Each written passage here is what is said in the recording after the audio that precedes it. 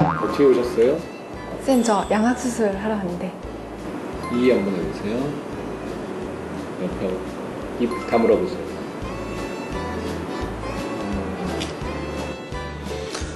수술할 필요 없으실 것 같은데요? 네? 안 돼요, 선생님. 저 양악수술 해야 돼요. 기능에 특별히 이상이 있는 것도 아니고 상악 위치나 치아 정도 이 정도면 선생님, 안 돼요. 안 돼요, 선생님. 지금이 탤런트거든요? 여기 살짝, 이렇게 살짝만 넣으면 완벽해질 수 있거든요? 선생님, 저 아무리 아파도 저 수술 꼭 해야 돼요.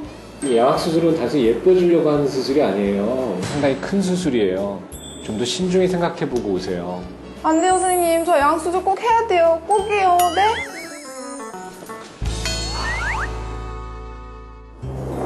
돌출된 턱을 집어넣고 턱을 갸름하게 하는 등 예뻐지는 수술로 알려진 양악수술. 확 달라진 인상으로 변한 연예인들의 모습이 소개되면서 양악수술을 미용의 목적으로 가볍게 생각하시는 분들이 많습니다. 양악수술은 과연 어떤 사람에게 필요한 것이며 수술 시 주의해야 할 사항은 무엇인지 건강플러스에서 알아보겠습니다. 양악수술이란 상악과 하악을 동시에 수술한다고 해서 붙여진 이름입니다.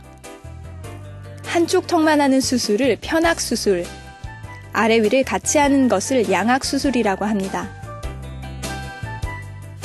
양악수술의 목적은 기형적인 상하악의 위치를 바로잡는 것인데요. 따라서 양악수술을 해야 하는 사람은 아래턱과 위턱이 차이가 많이 나는 사람들로 위턱보다 아래턱이 더 튀어나온 주걱턱이거나 반대로 무턱을 가진 사람입니다. 이런 사람들은 아래 위 이가 물리지 않아 씹는 기능이 원활하지 않고 입도 잘 다물어지지 않는 등 생활하는 데 많은 불편을 겪는데요. 그 차이가 심하면 일반적인 교정 치료로는 맞출 수가 없기 때문에 수술이 필요한 것입니다. 또 턱 기능에 큰 이상은 없더라도 얼굴이 심각하게 비대칭인 사람도 양악수술을 통해 좋은 효과를 볼 수 있습니다. 양악 수술이 꼭 필요한 분들은 일반적으로 중등도 정도의 주걱턱이나 무턱, 얼굴 비대칭이 있는 경우고요. 이러한 우리 몸의 치아가 이러한 상악과 하악의 부조화에 적응하긴 하지만 장기간 방치될 경우에 턱관절이 마모되는 등의 문제가 잠재적으로 생길 수 있기 때문에 이런 분들은 양악 수술이 필요하다고 할 수 있습니다. 얼굴 비대칭 환자의 경우에는 교합의 문제가 심하지 않더라도 사회생활에서 심하게 장애를 느끼는 경우에는 양악수술의 대상이 된다고 할 수 있고요. 우려되는 점은 최근에 상악의 위치와는 상관없이 단순히 얼굴을 작게 하거나 갸름해지고 싶어서 하는 목적으로 양악수술을 받는 경우가 있는데 이는 상당히 위험하다고 할 수 있습니다. 일반적인 양악수술의 대상이라고 할 수는 없습니다, 돌출입은. 하지만 중등도 이하의 돌출입은 교정치료만으로도 가능하지만 심한 돌출입의 경우에는 변형된 양악수술, 즉 전방 후퇴술이라고 하는 이 부분만 뒤로 넣는 수술이 있는데 그런 수술을 받는 것이 도움이 될 수 있습니다. 또한 광대나 턱이 발달해서 사각턱인 경우에는 양악수술이 아니라 광대나 턱 축소 수술을 받는 것이 올바른 방향이라고 할 수 있습니다. 그렇다면 턱기형의 원인은 무엇일까요? 기본적으로 매우 다양합니다. 선천적인 것과 후천적인 것이 있는데요. 일반적으로 생각하는 것과 달리 선천적인 경우가 3분의 1 이하이고 사실은 3분의 2 이상은 대부분 후천적으로 성장 과정에서 발생을 합니다. 선천적인 것은 구개구순열이나 반암을 좀 기타 질병으로 인해서 상하악이 저성장 또는 과성장된 경우에 그 정도가 나타나는데 그 정도가 비교적 심하고요. 성장 과정 중에서 나타나는 주걱턱이나 무턱, 비대칭의 경우에는 이런 상악의 조화로운 성장이 이루어지지 않는 거로 그 원인은 밝혀내기 어려운 경우가 많습니다.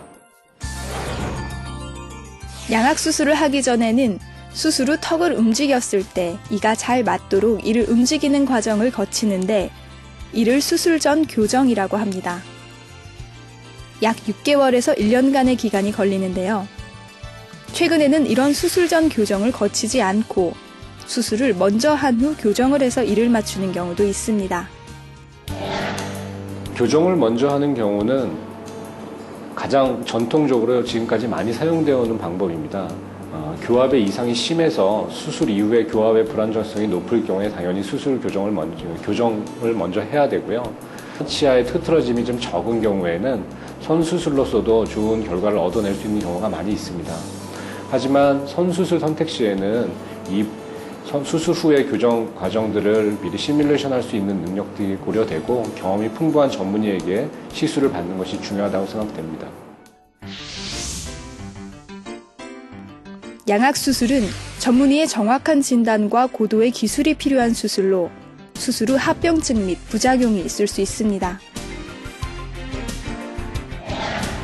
네, 양악수술이 도입된 지는 이미 40-50년이 지났습니다.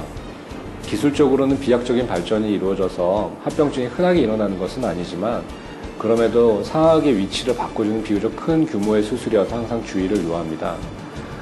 일반적인 수술에 생길 수 있는 출혈이나 혈종, 감염 등의 합병증 이외에도 신경 손상이나 교합 불안정, 또 안면 비대칭 등의 합병증이 발생할 가능성은 있습니다. 이러한 합병증 발생 시에 환자의 안전을 도모할 수 있는 시설이 갖추어져 있는 병원에서 시술 받는 것이 매우 바람직합니다. 양악수술은 만병통치약이 아닙니다. 교합과 상하악의 조화 등을 고려하지 않는 단순 미용을 위한 무분별한 양악수술은 여러 가지 부작용을 초래할 수 있기 때문에 주의하셔야 합니다. 지금까지 건강플러스였습니다.